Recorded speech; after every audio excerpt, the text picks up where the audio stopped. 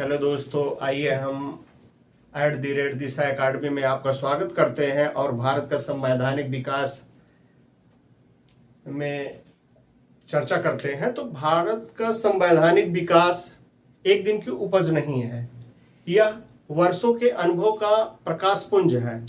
अर्थात कहा जाए कि भारतीय संविधान एक बट वृक्ष के तरीके से विशाल है। उसके विकास क्रम में हम देखने चलते हैं तो उसके विकास क्रम में जैसे हमको पता है कि भारत में तमाम आक्रांता आए, जैसे सिकंदर आया, फिर उसके बाद जो है गौरी आए, गौरी के बाद जो है बाबर आया, बाबर के बाद अकबर आया। तो सभी लोग आए, यहाँ के जो विकास में थोड़ा थोड़ा सहयोग दिए, कोई अच्छा कार्य किया, कोई अच्छा कार्य किया। इस विकास के क्रम में सबसे पहले यहाँ इस विकास क्रम में जिसको सबसे पहले माना जाता है तो वो पुर्तगाली ईस्ट इंडिया कंपनी यहाँ पर 1498 ईस्वी में आई थी और सबसे पहले वास्को डिगामा आए थे। तो वास्को डिगामा यहाँ के जो जमोरिन के राजा थे, तो वहां से उनसे काली मिर्च लिए और काली मिर्च ले जाके पुर्तगाल में बेचने के बाद उनको सारा भत्ता काटने के बाद 60 गुना लाभ हुआ, जिससे वहां के कंपनियों में एक जिज्ञासा हुई कि हम भारत के साथ व्यापार करेंगे तो हमको बहुत ज्यादा लाभ होगा। इस तरीके से ये विकास क्रम चलता रहा। तो इस विकास क्रम के चक्र में हम 1600 ईस्वी का राजपत्र देखते हैं, अर्थात चार्टर एक्ट। चार्टर एक्ट का क्या अर्थ है कि जो रेडीमेड ब्रिटेन से बन के आता था उसी को चार्टर एक्ट कहते थे। तो इसमें 1600 का जो चार्टर एक्ट था, तो ये कंपनी वहां की महारानी एलिजाबेथ द्वारा 15 साल के लिए इनको अनुमति दी कि आप जाइए व्यापार करिए। उसके लिए नियुक्ति किया एक गवर्नर और 40 अन्य सदस्यों का व्यापार करने के लिए। और ये लोग सूरत बंदरगाह पे आए। उसके बाद सूरत बंदरगाह पे अकबर के नाम पत्र लेके जहांगीर से मिले और 1611 ईस्वी में कंपनी की स्थापना की। फिर उसके बाद दूसरा इनका राजलेख पत्र आता है। राजलेख पत्र का मतलब जो यहाँ से रहकर यहाँ की स्थिति के अनुसार कानून बनाया जाए। तो इस राजलेख पत्र में राज्यपाल को कानून बनाने का अधिकार मिल गया। तो ये जब कानून बनाने का अधिकार मिल गया तो कोलकाता, मुंबई और मद्रास प्रेसिडेंटियों में राज्यपाल स्वयं कानून बना सकता था। तो आइए हम देखते हैं 1773 का रेगुलेटिंग एक्ट। तो ये रेगुलेटिंग एक्ट जब आया उस समय वारेन हेस्टिंग यहाँ के गवर्नर थे। तो ये एक्ट इसलिए लाया गया कि जो 1726 के राजलेख पत्र में कमियां थी उनको दूर करने के लिए। तो इसमें कंपनी ने पहली बार ब्रिटिश पीएम लॉर्ड नॉर्थ ने लिखित संविधान घोषणा किया, प्रस्तुत किया। भारत में इस तरीके से क्वेश्चन आता है कि प्रथम बार लिखित संविधान कब बना। तो 1773 रेगुलेटिंग एक्ट में लिखित संविधान बना। इसमें एक गवर्नर और 4 अन्य सदस्यों की नियुक्ति की गई। तो दूसरा प्रश्न इसमें पूछता है कि कब उच्च न्यायालय की स्थापना की गई भारत में। तो 1774 में उच्च न्यायालय की स्थापना की गई। इसमें कुल मिलाकर सर एलिजा इप्पे मुख्य प्रमुख थे एवं 3 अन्य थे, चैम्बर्स, लिमेस्टर और हाइट। तो इसमें कुल मिला के 4 सदस्य थे। तो सर एलिजा इप्पे प्रमुख थे, उसके बाद चैम्बर्स, लिमेस्टर एवं हाइट इनके सहयोगी सदस्य थे। उसके बाद बिना इसमें ये संविधान लिखने में नियम लाया गया था, बिना लाइसेंस के चाहे ब्रिटिश कर्मचारी हो वो बिना लाइसेंस के व्यापार नहीं कर सकते थे। पहले क्या था कि ये लोग अवैध रूप से व्यापार करते थे, जिससे कंपनी को घाटा होता था। तो इसमें देखने वाली बात यह है 1773 रेगुलेटिंग एक्ट को प्रथम लिखित संविधान यहाँ से आपको मिल गया और उसके बाद जो है इसकी कार्यकारिणी में 5 सदस्य आ गए, गवर्नर प्लस 4 अन्य। और सर्वोच्च न्यायालय की स्थापना 1774 में हो गया और इसमें 4 सदस्य नियुक्त हुए। प्रथम सर एलिजा इप्पे प्रमुख थे और चैम्बर्स, लिमेस्टर और हाइट इनके सहयोगी थे और बिना लाइसेंस के कर्मचारी व्यापार नहीं कर सकते थे। तो 1781 का एक्ट ऑफ सेटलमेंट आया। तो 1781 का एक्ट ऑफ सेटलमेंट क्या कहता है कि बंगाल का, कलकत्ता का जो गवर्नर होगा उसको बंगाल, बिहार, उड़ीसा में कानून बनाने का अधिकार मिल गया। इसका सीधा मतलब ये था कि ब्रिटिश जो हुक्मरान थे या वहाँ के जो प्रिंस थे वो चाहते थे कि कंपनी अपने वर्चस्व को लेकर ज़्यादा वहाँ उथल पुथल मचा रहे, जिससे कि उसके पावर को धीरे धीरे कम किया जाए, जिसके तहत उसमें जो है पहले 4 सदस्य हुआ करते थे, अब 3 सदस्य कर दिए गए और इसमें बंगाल के गवर्नर को कानून बनाने का अधिकार मिल गया, बंगाल, बिहार और उड़ीसा को। और दूसरी बात, कंपनी को व्यापार और प्लस राजनीति से अलग कर दिया गया, जिससे कि कंपनी सिर्फ व्यापार करेगी, ना कि कंपनी जो है राजनीति भी करेगी। और तीसरा नियम था कि गवर्नर जनरल परिषद की संख्या घटा दी गई, 4 से 3 कर दी गई।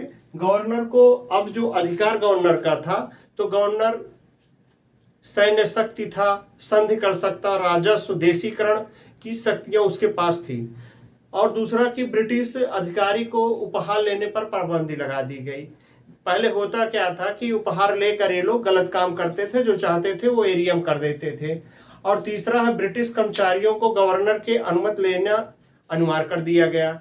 ये अब कंपनी जो है कहीं पर जाके जबरदस्ती कब्जा या उससे सहयोग या समझौता नहीं कर सकती थी बिना गवर्नर के। तो इससे सीधे सीधे ये हुआ कि कंपनी को धीरे धीरे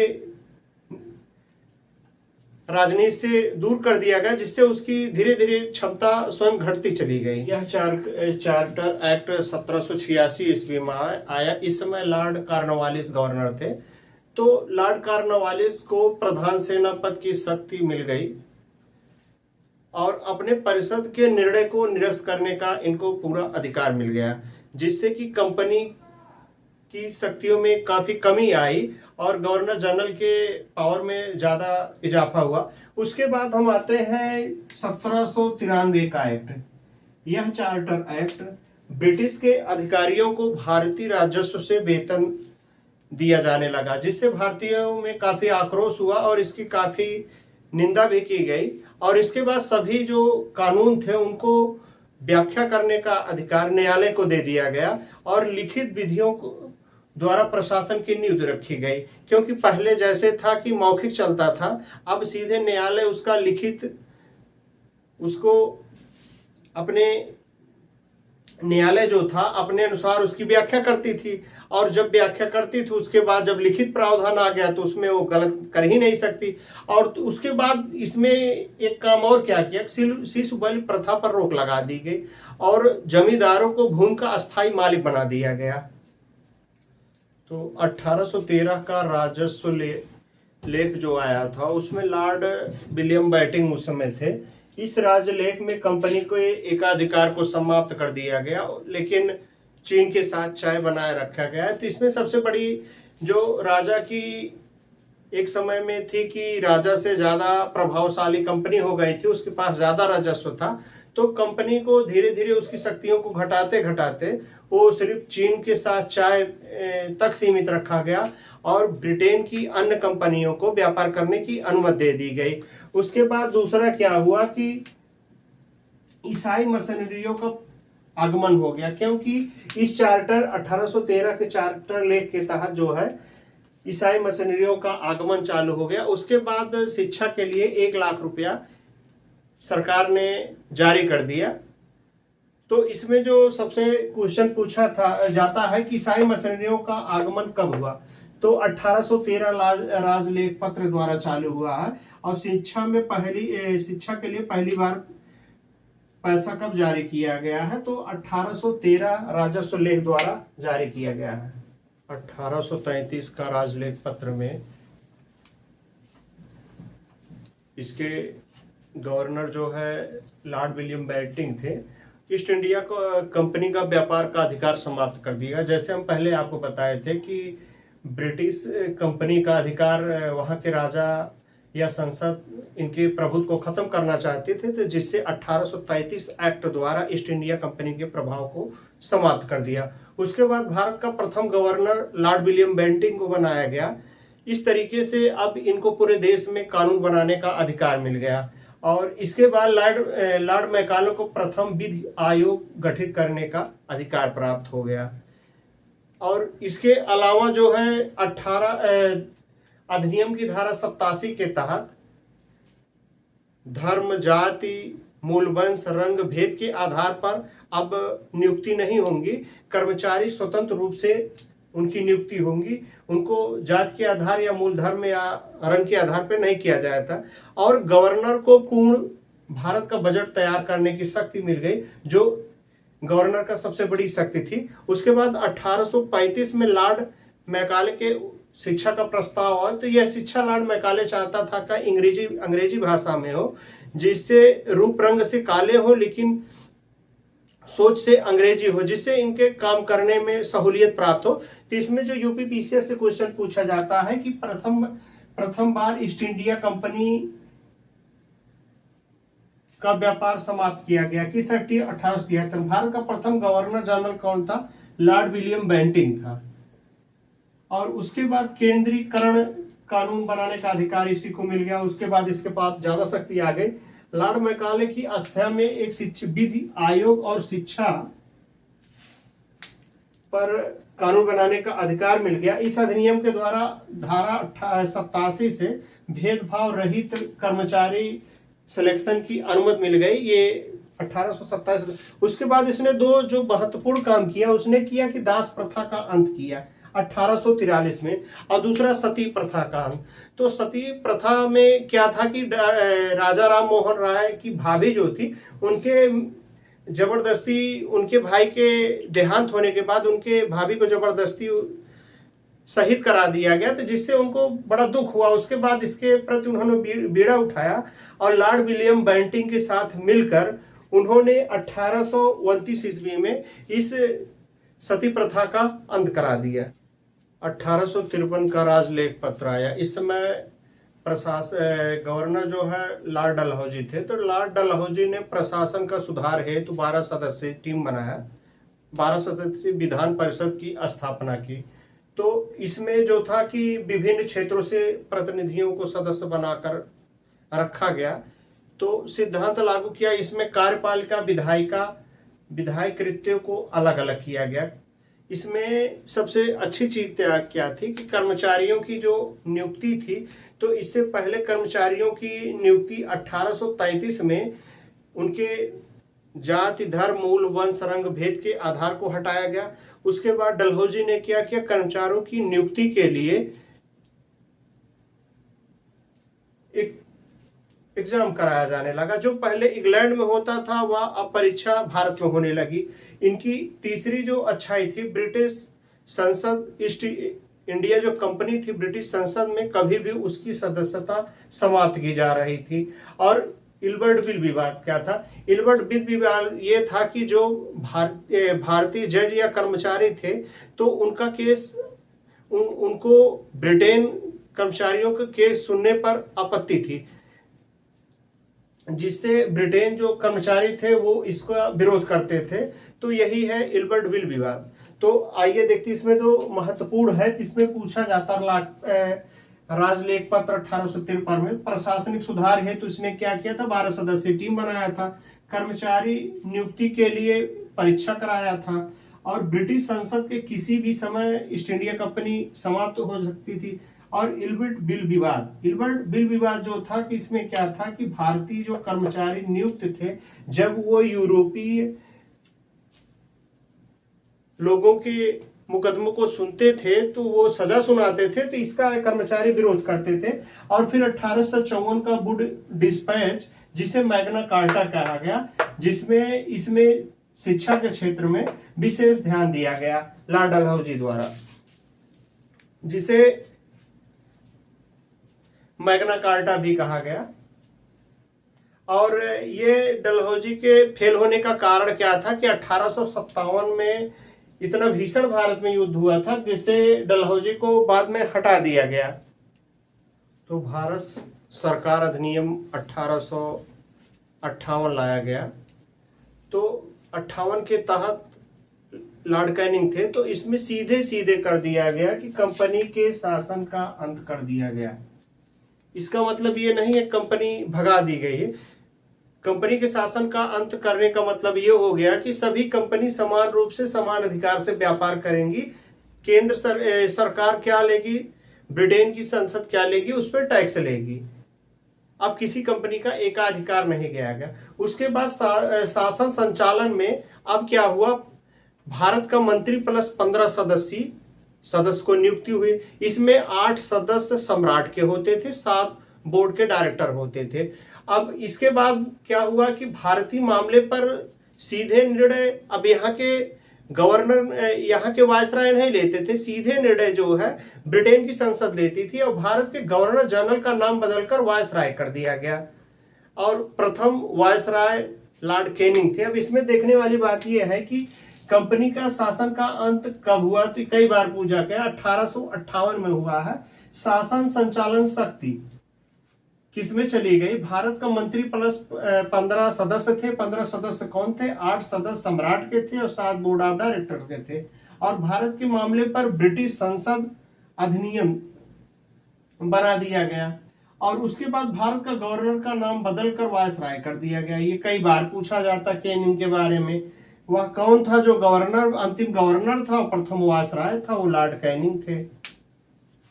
तो भारतीय पारिषद अधिनियम 1861 लॉर्ड कैनिंग के समय में, यह संविधान विकास के लिए सबसे महत्वपूर्ण अधिनियम माना जाता है। यह अधिनियम भारत के संवैधानिक विकास का सूत्रपात है और भारत की विधायी प्रणाली, मंत्रिमंडल व्यवस्था की नींव डाल दी और अध्यादेश जारी करने की शक्ति प्राप्त हो गई। अब इसके बाद जो है 1873 का अधिनियम आता है। तो इसमें ईस्ट इंडिया कंपनी को औपचारिक रूप से समाप्त कर दिया गया।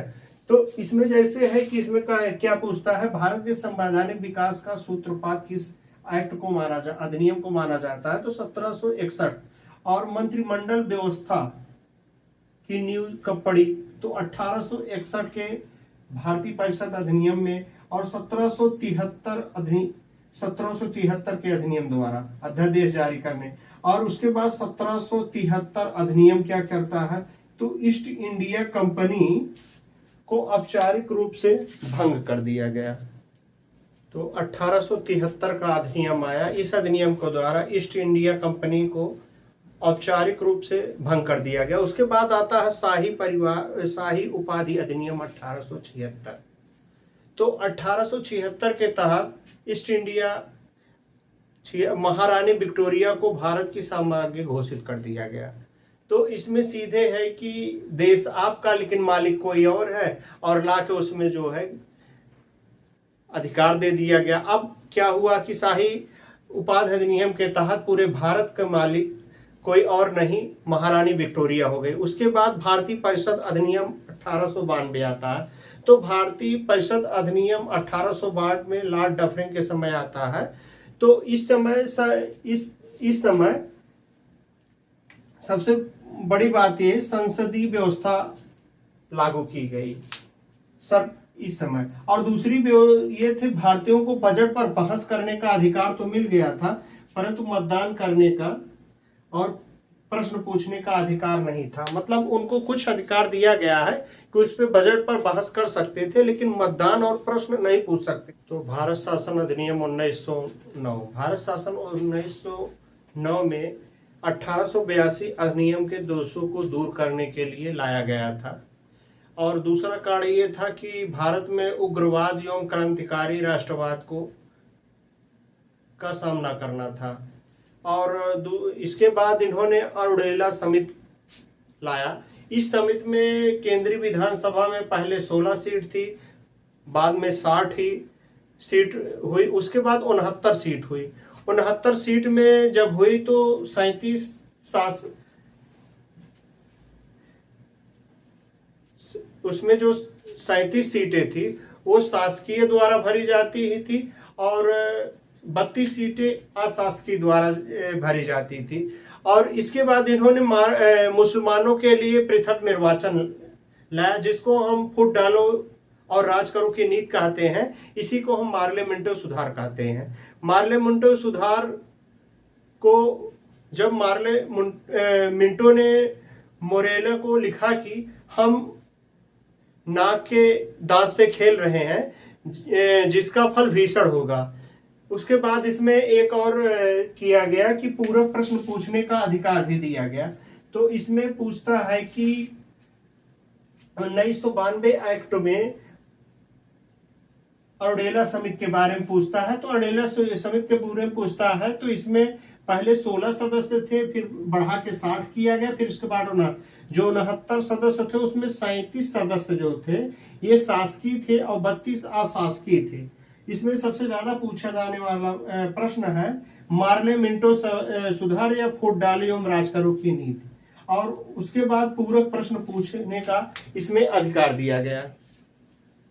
तो भारत शासन अधिनियम 1919 इसी को भारतीय संविधान विकास का अहम अंग माना जाता है।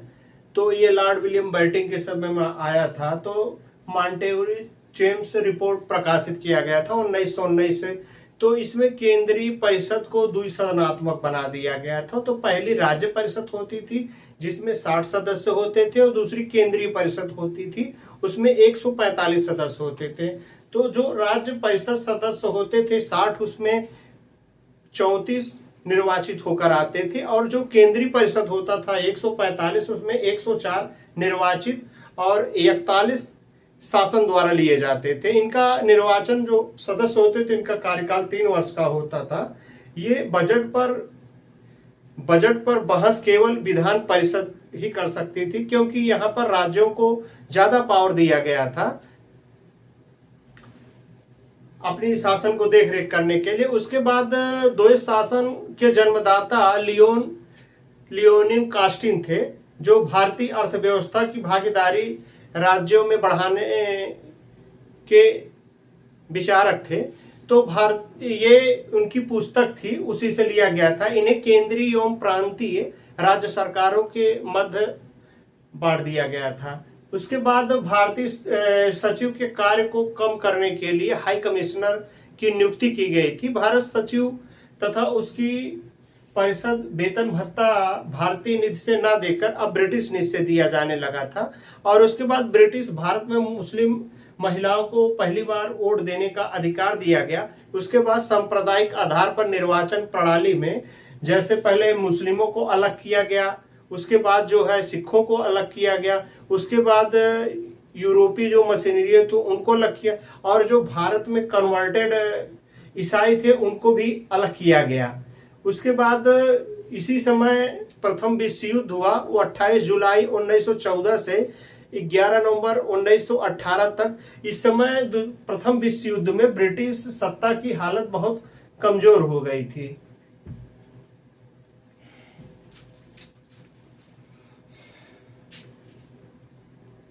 तो हम देखते हैं जो इम्पोर्टेंट क्वेश्चन इसमें आता है। तो पहले क्वेश्चन ये आता है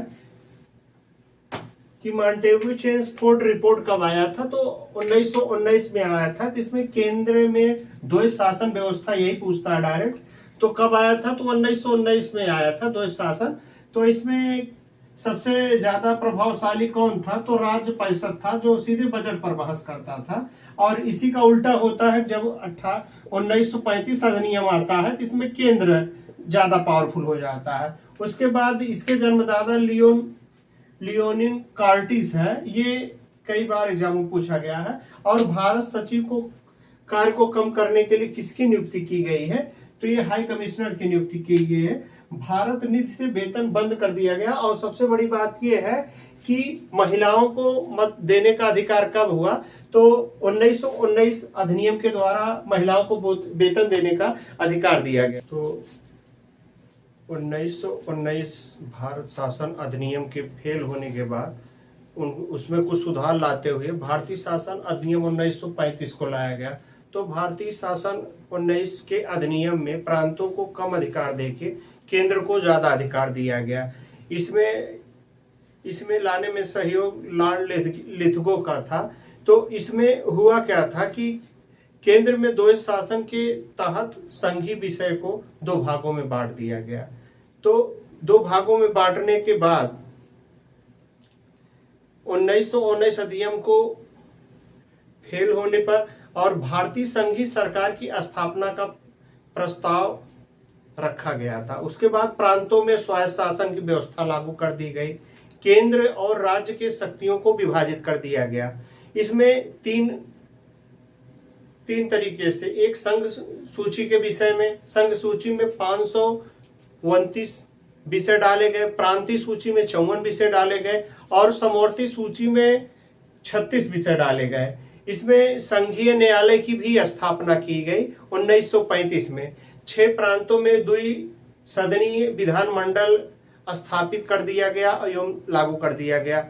इसे जवाहरलाल नेहरू ने कहा था कि यह अनेक ब्रेकों वाली इंजन रहित गाड़ी है और 1935 अधिनियम में सांप्रदायिक निर्वाचन में किसको शामिल किया जाए, तो इसमें जो शामिल किए थे भारतीय, आंग्ल भारतीय थे, ईसाई थे, यूरोपियन थे, हरिजन थे, ये आज लोग इसमें शामिल थे।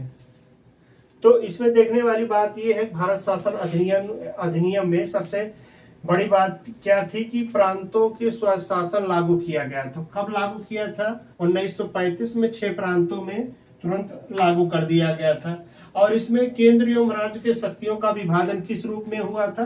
तो संघ सूची में हुआ था, प्रांतीय सूची में हुआ था और समवर्ती सूची में। प्रांतीय सूची मतलब है राज्य सूची में हुआ था। उसके बाद संघीय न्यायालय की स्थापना, ये कई बार पूछा जाता है कि संघीय न्यायालय की स्थापना कब हुई थी, तो 1935 में हुए थे। उसके बाद जो है जवाहरलाल नेहरू ने कोटेशन दिया था कि यह इंजन रहित बिना ब्रेकों वाली गाड़ी है और सांप्रदायिक निर्वाचन जो इसमें था, तो ये यूरोपियन को था, मुस्लिमों को था और हरिजनों को था। तो इस तरीके से जो है संयुक्त समिति का गठन किया गया। उसमें जो अनुच्छेद पास हुए 1935 अधिनियम के पास, उसमें 321 अनुच्छेद एवं 10 अनुसूची एवं 14 भाग थे। इसमें आइए देखते हैं कि जिससे 1935 के अधिनियम में प्रश्न पूछे जाते हैं पीसीएस या पुलिस विभाग में, तो ये कुछ शब्दावलियां हमने नोट की है। तो इसमें जो शब्दावली संवैधानिक निरंकुशता का सिद्धांत पूछता है, किस अधिनियम से है? 35 अधिनियम से है। केंद्र एवं राज्य के शक्तियों का विभाजन किससे है? 1935 अधिनियम से है। अवशिष्ट शक्तियां गवर्नर के पास कैसे हैं? 1935 अधिनियम के हैं। केंद्र में द्वैध शासन लागू कब हुआ? 1935 में। और राज्य वाला पूछेगा तो 1919 में। अखिल भारतीय महासंघ की स्थापना कब हुई? 1935 में। बर्मा भारत से अलग हुआ कब? 1935 में। भारतीय संविधान सभा का प्रमुख स्रोत 1935 अधिनियम है। इस तरीके से 1935 अधिनियम समाप्त होता है। और इसके अलावा हम अगली वीडियो जो है नागरिकता पे देने वाले हैं। तो इसलिए जय हिंद, जय भारत।